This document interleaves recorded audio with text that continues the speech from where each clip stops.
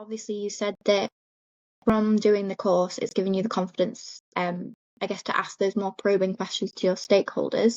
What has been like the reaction from stakeholders? Yeah, I think that's a really good point. So with some stakeholders, especially the ones where we feel like training is not the right solution, and maybe that's what we end up with positioning. Initially, it's always a pushback because they already have a vision in mind and they know training is going to be a part of what they want to deploy as a way to kind of market and communicate the message for their projects. But I think when I kind of break down the time and the capacity and the effort it's going to take for sellers, for sales operations people to join, and the cost to the business, I think that kind of weighs what they're trying to achieve. And so I think it kind of works in both ways. So for some stakeholders in that situation, they would appreciate it much, much later on.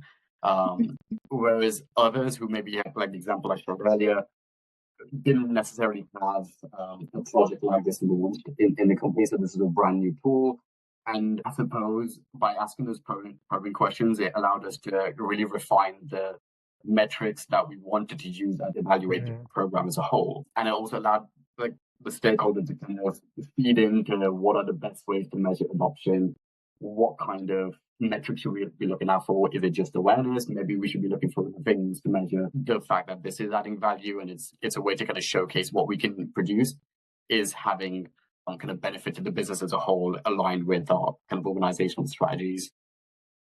Brilliant. Yeah, that's great to hear. I think the L&D stakeholder relationship can be such an amazing thing, but I also think it can be one of the biggest headaches for people in the L&D profession. So it's great to hear that it's helped those relationships in some ways. Yeah, and I think it's more kind of just educating them because unfortunately they didn't go through Kirkpatrick like I have. So I think I'm kind of using this as an advantage to kind of teach them actually these are the things that we should be looking out for as a business to make sure that we're on track and aligned with our kind of organization strategies. This is just one of the frameworks that we should be using and always kind of working backwards from the problem rather than throwing solutions and throwing fixes or plasters that's not really going to make an impact at the end result. So a lot of education, I think, from my side at the wider organization. Brill. Yeah, that's amazing to hear. Yeah, I love that.